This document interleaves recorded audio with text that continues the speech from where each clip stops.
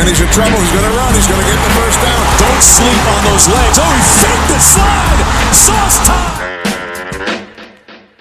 The Pitt Panthers have pulled a stunning upset over the West Virginia Mountaineers. And Johnny Majors gets a ride across the field. What is up, everybody? Welcome back to Simplify. I am your host, Zach Kaminsky. I'm joined by my co-hosts, Mason and Kent, tonight. Mason, how are we doing on this Thursday? You know, I would love to lie and say that I'm just excited for this game as I was the past two. I'm not. No. But doing well. Looking forward to seeing some more Pitt football. Get a little bit of a tune-up game. You know, it'll be nice to watch one on TV for once. Yeah. Have a good camera angle. Right. Not having people throw up on you. You want someone to throw up on you? No, the Tennessee fan behind us puked, but it was kind of to the left of us. We dodged it slightly, but it kind of looked like that Bengals fan. Yeah. That's exactly that what it was. A weird color in the Bengals fan video. Oh yeah. It was Bengals orange. Yeah. She had a couple Everclears and orange Gatorade before the game. That's the a Cincinnati special. Yeah. Sorry, ours is blue Gatorade. That's fight milk. Yeah. But it was quite literally a spitting image of that video as a Tennessee Volunteer man. Yes, that's. Yeah. I was like standing Right up cheering. behind We totally forgot to mention this on the last one. But I was like standing up cheering, and then Kent's tapping me on the shoulder. I'm like, what? What? He's like, dude, move this way. And I'm like, I look behind me, and there's just this guy's hands on knees, just like. Well, other than that, how was the play, Mrs. Kenton? Hang on. What? How was the play, Mrs. Lincoln? Okay. Okay, I got it. That one went right over my head. So Yeah, Ken, how you doing today? very good, very good. Looking forward to this weekend just for the reason that I want to see them pummel Western Michigan this year. It would do good for the soul, right? Yeah, would definitely be a good little bounce back feel good game. Hopefully, I don't want to get too confident though. Like I do keep saying that. Like no, because I was very confident after the Tennessee game last year, and bad things happened to confident Pitt fans. Yeah. Maybe we should just pivot to being so pessimistic on Thursdays, and then whatever happens on Saturday. Maybe that's just a vibes based. I think if we had won last weekend, I would feel a little bit more nervous. But I don't know though, because then they don't. I still think they're no, we can't lose to this team again. What worries me more is Rhode Island, to be honest. But really, they're actually a good FCS team. They're in the top 25. I think they're number 20. But also, New Hampshire was ranked in the same area last year, and we put 77 on them. Sucked. You know what? Let's cut to the chase. Let's preview Pitt versus Western Michigan. So this game is 7:30 p.m. on ESPNU. This will be Pitt's third nationally televised game in as many weeks, which is pretty cool. Also, they have not played at a noon time slot yet, which is pretty much unheard of. I thought this game would be at noon, the whole way. They're playing at noon next weekend for Western Michigan or Rhode Island, Yeah. which they're going to try to bury that one as far as they can. that's going to be on ACC Network, and I'm going to have to find a website to watch it on. Mm-hmm. Let's start with the most important. I think the most important factor in the game: who's playing quarterback. Yeah. I like that poll you put up this week. I'll pull up the results now. Yeah. Personally, so I threw my vote in for Nate Yarnell just because I don't know. I haven't what's the other guy's name? Derek Kyler. Derek Kyler. Yeah, so I'll pull up the poll now. So the poll was in the hypothetical that both Slovis and Patty are not able to go. Who would you want starting a quarterback for the Panthers? We got a total of 42 votes. The winner was Derek Kyler, who's the grad transfer from Dartmouth, who was really good there, but he's a little undersized. He's 6 foot, maybe 6'1". But even so, he does have a lot of college playing experience, and Dartmouth is the cream of the crop in the Ivy League right now.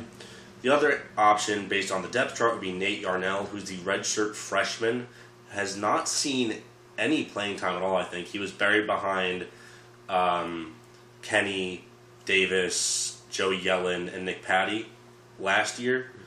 Was injured in both spring games, I believe. I don't think we've seen him play any spring game action. So I voted for Yarnell as well. Ken, what was your vote? I also voted for Yarnell. I was kind of torn, to be honest, because I like the experience that the other guy brings, but at the same time, I kind of want to see the young guy play also. So it's like I was pretty torn on it. I ended up going with Yarnell, but it's almost like if shit's gonna be hitting the fan this game, like might as well see what we got with Yarnell rather than. Right. Unless Derek Kyler can truly give us a better chance to win the game, which I don't know. We haven't seen enough to truly differentiate. I don't even remember if he transferred in time for the spring game, so I wouldn't even know. By the way, I learned this. The only reason he transferred to Pitt or transferred out of Dartmouth is that Ivy League schools don't do graduate eligibility. I didn't know that. Yeah. So that means he had to he had the COVID redshirt but couldn't play at Dartmouth anymore. Okay. So he came to the Harvard of the ACC. You fans mad about that? Yeah, I think my argument is kind of similar, and I guess that fourth string. What? I said also he's like the fourth string guy. Maybe he wants to coach. Third, maybe. I don't know. Maybe he wants to coach or like just kind of just wants to feel something. Listen, he's another free year of college. I was going to say no to. Yeah. But I don't know. Like in the poll, Kyler ends up winning. So I guess that kind of the vibe is you just want to have that guaranteed bounce back after Tennessee, which I understand. But I err on your guys' side that we haven't seen Yarnell, and I'd like to see if he's got any juice or anything like that. Like, I don't expect Kenny Minchie to start day one versus Cincinnati next year, or whoever we play week one. I think we have an FCS next year, but I don't expect him to start in 2023 and go immediately home versus Cincinnati, then to Morgantown. Yeah, I think they have Notre Dame next year too. Like that's a lot to ask. So I think you're thinking about program health, and none of these guys are ready to go. You almost have to put in Yarnell. I mean, Kyler doesn't mean anything to the future of your program. It's almost like how Oregon is starting Bo Nix. That's not going to do anything for you coming up. You should be playing the young guys, especially because you got your ass beat by Georgia. You need to see what you got coming up, and if you can bounce back to national title contention. You have to see what's coming down the line after Slovis. Yeah. I don't know if Slovis would use an extra year of eligibility, maybe, but the other thing is that Narduzzi, in his cryptic injury updates, he may as well just not release a depth chart at this point, or just be like plead the fifth, because like does Slovis factor into the starting quarterback conversation? He goes, yeah, he does. That doesn't really tell us a lot, Pat. I mean, he's got a concussion. I don't want him to rush back. I think the best case is. See, I wish we were playing Rhode Island this week, because then it's like, okay, start the redshirt freshman. But let's get to Western Michigan. They're not very good. This is not the same Western Michigan team from last year. They lost Sky Moore. They lost Caleb Ellaby, who was Ellaby went undrafted, but Sky Moore, Kansas City Chief. Yeah. He had the juice to go Yeah. in the fourth round, I think. Yes. No, or maybe third. I was going to say, I thought it was sooner than that. It might have been third round. I love that pick by the Chiefs, by the way. Also, Pittsburgh guys, so should have recruited that guy.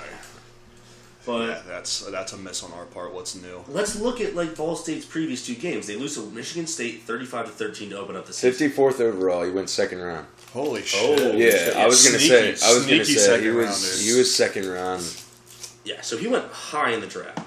Now, Western Michigan lost to Michigan State opening week, as expected. They lost 35-13, but they had nothing going in that game. I mean, I'll pull up the box score now, but I think they threw for under 100 yards. I want to say they threw for 193 and rushed for 141, but it was like under 3 yards of carry, I believe, for all running backs. But Michigan State wasn't even playing that good that day, and they still put up 35 on you. And then I think the more telling game of their 2-game sample size is the Ball State game last week, because they beat Ball State 37-30. Ball State let Tennessee score 52 on them, and they got blanked by Tennessee. And I mean, I think at least their defense just doesn't have the juice. I mean, that was kind of the thing last year, but you let Ball State throw for 300 yards, no picks, and run for 150 on you. I mean, yeah, that's terrible. That's terrible. And I think that the only thing that really gives me pause is obviously Slovis is the big injury, but there are also injuries too. I mean, we don't know if Ronnie Hammond's back, but Izzy kind of calmed my fears that he does. He balled. He balled He out. balled Yeah, out. That touchdown was sick. He so good. was getting good yards on the ground until they had to go to the Patty offense. But, Yep. who else? Owen Drexel and Carter Warren being out. Very, very scary. Yeah. Losing your center and your left tackle. And Where are we at? How bad are their... I don't know. I offense? don't even know if they gave... I obviously They did just look stay it up, but quiet on everything, they, bro. There just doesn't allow any news about that. Which is honestly probably good for, game planning. Like the opponents, it's hard to game plan against, but like for us, hey, I'd like to know. Give us a little insight. I have a Yeah, love-hate relationship with Yeah. how like he just does not say anything because it's like in a way it's like good. It's like oh yeah, the other team doesn't Keep know me what to guessing. prepare for, but also it's like dude, come on, like Last year we were blessed with really good injury luck. Like we didn't have a lot of this kind of stuff to go over, and then two got hurt on defense. It was it's only week 3, bro. Alexander didn't play last week. DeAndre Jules, the starting tackle across from Kancey, went down. Oh, and Travassier Dennis got hurt at the end of the game too. Oh jeez. So I mean, I think that we'll be able to kind of beat them up because we have a deep D line, but we got to clamp down on the passing game. We have to win the special teams and defensive phases because we're just going to call the offense a wash for now because we don't know what the hell to expect there. So if we don't win on defense, if we don't win on special teams convincingly for both, we're fucked, I think, honestly. Yeah, I agree. Which we can't. I don't think that's like a big ask. It's just a must-do. Yeah, 100%. I will say with the O-line like playing poorly and banged up, like Really poorly even. I mean, they're still missing Gabe Hoy, who's the starting right tackle. I think that Branson Taylor played better than Matt Gonsalves, especially in the West Virginia game, but losing your starting center, that's what really concerns me. Captain of the offensive line. I mean, Carter Warren is the captain, but he's a center is- he's the guy with the extremely old timey ship wheel, comically large size. He's going land ho! But in a game where you have to, it's a must-win game. Your O-line's banged up pretty bad and has been playing poorly. I think I'm now maybe changing my vote from Nate Yarnell to Kyler, to Derek Kyler. To be honest, I like the experience. I think he can maybe handle it a little bit better, but I don't know. Yeah. I see the benefit to both. Hopefully we don't have to fucking worry about it, and one of the two, Patty or Exactly. Slovis, can go. Yeah, It could literally be anybody. I saw this report from Chris Peak, who is the, if you don't know, he's the 247 reporter for the Panthers. He says that things are moving positively for Slovis, but we won't know for sure until Friday or Saturday, as far as if he's ready to go for the game or not. I mean, Patty played the whole second half on that ankle. I feel like. I mean, that's a high ankle, though. Remember Kenny missed like 3 weeks with that? in Yeah, no, 2019? I know it's tough, but like. The offense didn't look that good with him under center, and I mean, like, you know. You think it'd be worse? Well, I guess in a game like this, it depends how they feel about the other two, to be honest. Because The good news is they had all week. Everybody's been getting reps this week. I think that's partially why the offense was a little bit stagnant when Patty came in because Yeah, he had no reps. he had no reps. So now that you kind of know that, like, all right, it's gonna be by committee this week. So like everybody's gonna get a little bit. So hopefully that will help iron it out a little bit. We need an insider. We need a rat, dude. We need a rat. We really do. Yeah. Alright. It's a walk-on season, baby. I still got some eligibility. Yeah. Yeah. Listen to some online classes and, I'll be like, Mr. Andrews, I'd just love to be a graduate assistant. But I mean, regardless, whoever comes in, I hope they can just do enough to like.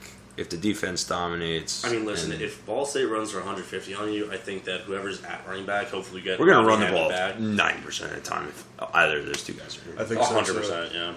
That's Even how if it it's should not be. working, we'll just keep running the same play. Yeah, stop running jumbo. That's my Yeah. thing. Stop running jumbo. It's not going to work. Ideal first like 3 plays of the game, or like first starts of the game. Pitt wins the toss, receives. Hear me out. House call, and then defense just balls out and we're fine. We just got to get on the 7-0 board. win. Yeah, Just like the 14-7 Delaware game with the Caddy's first start. Yeah, that was. yeah. We'll have an Iowa win. But Let's get 2 safeties, field goal. yeah, the Iowa touchdown. Yeah. What? So the line's at 10.5 for this game. Last time I saw it. What do you think it is if we have Slovis? Like if 17. What is it right now? 10.5 is the last. I moved to like 16.5, 17.5, somewhere around that 17-point win range. I think Slovis gives you maybe, I was thinking 10. I was thinking closer to 20, but I like right in that range though. Well, I was thinking he gives you like 10 more points, so like 20. So, yeah. Yeah, I don't know. It's interesting, but I don't know. This week is Broncos country. You must die. Broncos country left wide. Nice. Oh, that's good. That's good. Not a lot really to say on this game. Just kind of see what happens, right? It's where the ball lands. Yeah, I think we know what we have to do. Just let's go out there and execute. Yeah, I think the boys are motivated in this one. Oh, they have to be. I mean, if Narduzzi can't get, I mean, obviously he's gotten the team up for the last 2 games, big home games, primetime games. If you can't get them up for Western Michigan, like that's a problem. Especially after a big game you just lost, dude. You should be pissed off about that loss And last then week pissed off and at pissed State. off of the loss last Yeah. year. Between both of that, dude, just go kick their ass. Like, come on. I would love to put up a 50 burger on them, just a statement win. That made me feel good. That made me feel good. Yeah. Yep. If Nate Yarnell comes in and puts up a 50 burger, I will fucking. Yeah. What if he just balls? Make him What the if- starter. Fine, make him the starter. Well.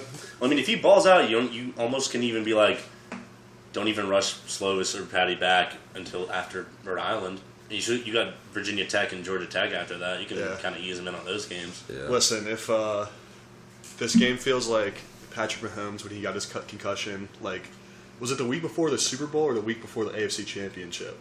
And they were like, you know what I'm talking about? I know, Do you remember what that? you're talking about. And they I were know like, the Chiefs are done. and they were like, yeah. there's no way that he's just not playing. Like, if we could just do that with Slovis, like, Yeah. that would be fine with me, in my opinion. I mean, if CTE's real. if but, this is like the get your helmet on, kid. the day before the national championship, sure, I'm with you. But this is week 3 against Western Michigan. I think he can get a little nap for this game. I guess we'll agree to disagree. just dress him and then have him sit, and then if he has to, he'll come in. At least wear sunglasses, avoid the bright lights. Yeah. Tinted visor game. He's wearing the Ezekiel Elliott visor. Yeah. Dude, those are so sick. Yeah. His helmet was weird though. He looked like Oh, yeah, it was like Yeah.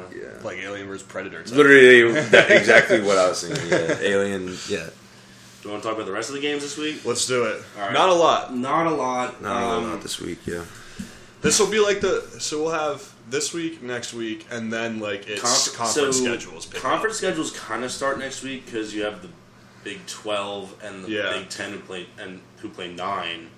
But then week 5 is when they really kick in. just realized we have a Mark Whipple versus Davis Bevel game this week. That's huge. Oh, that's actually awesome. We'll get to the Peach Bowl, shall we call it? Let's start on Friday. Louisville's addicted to playing on Friday. Florida State hasn't played in a noon slot yet. They played on a Saturday afternoon in week 0. They played on Sunday in week 1. Now they're playing on Friday. But yeah, Louisville is addicted to playing on Fridays. Yeah. Oh my God, Michigan plays UConn. Hey, hold your horses, bud. You're We'll right. talk about that one. Florida State only is favored by 2.5 points. That is a line that you should bet on. Yeah, I like that. I like that a lot.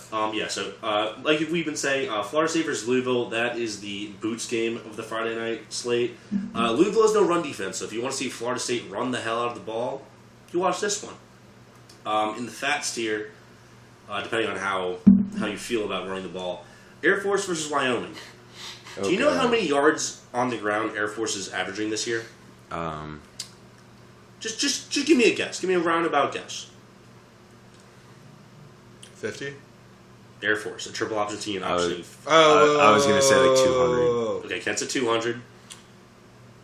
Mason, That's probably clock's high. ticking. Clock's ticking. Come on. I'll go Price is Right, and I'll go 201. Over like- 500. What? Yo, wait, what? Over 500. That just yards shows per how game. much I've. You don't respect the Service troops. academies. Yeah. You don't respect the troops. That's fine. They're gonna drone strike your house. I respect the Naval Academy. By the way, Wyoming gave up nearly sense. 300 300 yards alone to Chase Brown in week 0, so that might be a body bag game on Friday night. Let's move into Saturday in the noon time slot. I'm going to go ahead and give the Mario's game of this time slot to Purdue Syracuse. That's going to be a little bit fun. Oh, that one actually might not be a bad game, actually. That's a Styles Clash game. Syracuse has been looking pretty good. I think Syracuse turned 3-0. Sean Tucker is really good, and Garrett Schrader is good now, apparently. Okay. It'll be run the ball versus throw the ball over the yard. Sean Tucker looked very good last year against everybody except for Pitt, so I don't know. They actually, Syracuse is a favorite in that game. I think I took Syracuse. I'm not sure. What did Purdue do last week? I don't even know. I think they had an FCS game. They lost to Penn State, and then they. Yeah. They beat up on Indiana State. Okay, yeah, they went down to. They played. And they should have in beat old Penn baseball stadium. Indiana State? Yeah, it looks like the Miami Ohio Stadium, kind of like the one side big half semicircle bleacher. Huh. But it's where an old baseball stadium used to be, and you could never. I was bored at work on Wikipedia. You can never tell it was a baseball stadium. It's next week. I just realized. What are we doing here? Next week.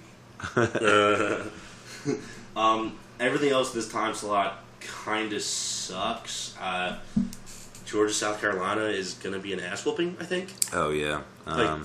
South Carolina let up 44 to Arkansas and then scored in garbage time. Sorry to Ian, who's the number one strongest Gamecocks fan, but you'll be disappointed. And then, as Kent mentioned earlier, number 6 Oklahoma goes to Nebraska. Would this be the funniest dead cat bounce of all time if they fire Scott Frost and upset number 6 Oklahoma at home? That would be funny. Especially if Davis Bevel comes in for some reason. I really don't see it happening, but I mean... It would be funny. I mean, Well, that's all I have. it would on this make more game. sense if Davis Bevel came in and they beat them, but yeah. I feel like every time we've said, wouldn't it be funny on the pod, it happens. I think It would be funny. It would be funny. I think we're 1-0 wouldn't it be funny game. So we said West Virginia, Kansas was a wouldn't be funny game. Yeah. Was there one other one? I don't remember. I remember that one for sure. What was the other thing I told you to reverse jinx, or was that earlier this week? When was it? Last week. My brain is a pretzel Yeah. of college football. Yeah, listen. But maybe from now on, we'll do a Wouldn't It Be Funny of the week. Okay. Yeah, Okay. Yeah, I love it. I love it. Let's move on to the afternoon slate. Keep an eye on this one. Western Kentucky at Indiana. I'm putting it on now. Upset alert. Also, Towson goes to West Virginia. Let's go Tigers. That's the only game West Virginia is favored in per FPI the rest of the season. Yeah. Damn. You will love to see that. So I was like, at this point, we're not going to have West Virginia's not going to be a strength of schedule thing for us. Mm-hmm. So like after week 1, I was kind of like, yeah, we'll like root for those guys so that we can have a little bit of that. But after last week, fully on the let's see how bad they can be. Oh, absolutely. Okay. Absolutely. Just wanted to get that on the record. Yep. Let's move into the 3 o'clock time slot. Mario's game of the hour. I would probably say this is our G-Door game of the week. BYU goes to Oregon. Dude, 3.5-point road favorites. they keep disrespecting BYU, dude. I'm hammering this. Yeah. I am hammering BYU Yeah. or BYU plus I 3.5. mean, think about it. BYU is like mini Georgia in the fact they just try and out physical you, and then like Oregon gets whipped by physical teams. It's happened, 4 out of their last 5 games. They just get Yeah. whomped. Is this how long are we gonna have to go until? I mean, BYU has the respect from the AP poll. How long until they get it from Vegas? Yeah, dude, I'm gonna hammer BYU too. I'm riding. Think about this too. After this game, their biggest game is Arkansas goes to Provo. And they play Notre Dame in Vegas, which isn't looking like a particularly tough game at this point. This is where the dark horse starts. Mark my words. But I think this is the game of the day. This is on Fox at 3:30. On CBS at 3:30, you've got Penn State going to Auburn. Penn State is favored by 3. I think that in Jordan Hare, this might be a this is a weird things are going to happen game for sure. Calling this right now, Auburn wins. Oh, On the record. okay, I love that. okay. I could see it. I could definitely see it. Is this the third installment of this series? Second. Last year was the first one. Yeah. Pretty sure Penn State wasted their whiteout on Auburn last year. Oh, absolutely. They won. They won the game by like what, 2 points? Yeah. Yeah, absolute waste of a whiteout. Funny enough, so Troy at App State, which is this week's game day pick. They earned it after upsetting A&M last week. Yeah, absolutely. That game was on ESPN Plus. No reason for this. Is this a ploy to promote ESPN Plus to have game day go to the ESPN Plus game? You know what I mean? That's It has to be, right? It has to be. Yeah.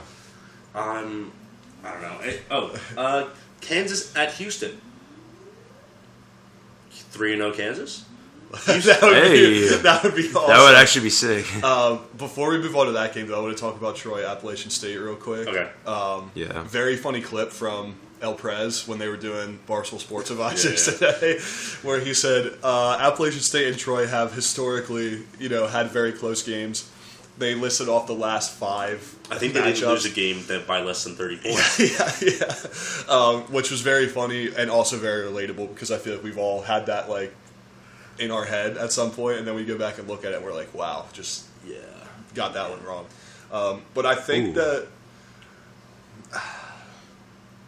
I think App State is going to continue. Oh yeah, they're favored by 12.5, and if you can go into College Station and do that, there's no reason you should go back to your home crowd the next week. Yeah. And then lose. Yeah. You know what other game I like this week? Miami, Texas A&M. I don't. We'll get to that one. Okay. Sorry. I want to just touch on Kansas. Houston though. Houston has won a game by 2 and then lost a game by 3. I think it's just suiting up to be a banger kind of shootout game where Kansas has kind of shown they can do that. Yeah. If Kansas wins, are they ranked? Ooh, I think they'll receive votes. I think that is a given. Yeah. Kansas in the top 25 is something I want to see. It'll be the first time since 2008 when they went 10-2 or something.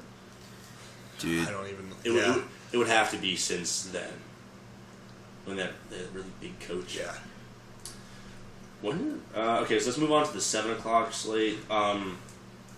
There's a whole lot of nothing here. I think the best game that I'm seeing there's a couple of good ones.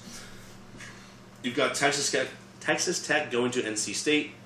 I think it'll be cool to see them play against Power 5 opponent. NC State is favored by 10, though. I think they'll probably win that comfortably. 7:30 on ABC. Michigan State goes to Washington. Unranked Washington is favored by 3. ooh, That is a wonky line. that is a weird Both line. teams really haven't played anybody yet, I suppose, but Yeah. that's interesting. I think Who did Washington play? What do they know that we don't there? You know what I mean? All right. Michael Penix looked good, but Michigan State stumbled against Western Michigan in week 1. I think they shut out Toledo, I want to say, in week 2, but I think this is a game where you're gonna learn a lot about one of these teams.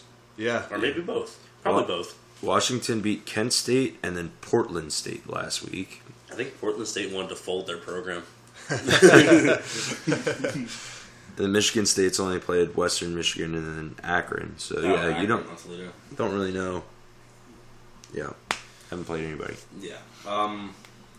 Oh shit! Here's a banger alert. 7:30 on Fox Sports 1. SMU at Maryland. Ooh, go Terps! The over under here is 74, and I think they're gonna hit it. I love it. That's just gonna be a fun game. I don't know about there'll be no defense play, but it'll be fun. It'll be fun. You can sprinkle a little on the over, and just put it in a box, put it away for a while, and see what happens. Yeah. Also, Nevada at Iowa on Big Ten Network. The over under's at 39. I don't think they'll get there. The duality of college football, in a nutshell. This is on Pac-12 Network, so no one's gonna be able to watch it. But Montana State, the FCS runner-up from last year, goes to Oregon State. The Beavers might be my secondary team. I like the black and orange. Okay. They do it well. Let's move on to the game Kent talked about. Number 13 goes to number 24, Texas A&M, at 9 o'clock on ESPN. Why are they playing this at 9 o'clock? I don't know why they're playing. I was also wondering that when I saw this. That seems late. But also, after seeing those videos of the pep rally thing at Texas A&M, I think I have to root against Texas A&M the rest of the year.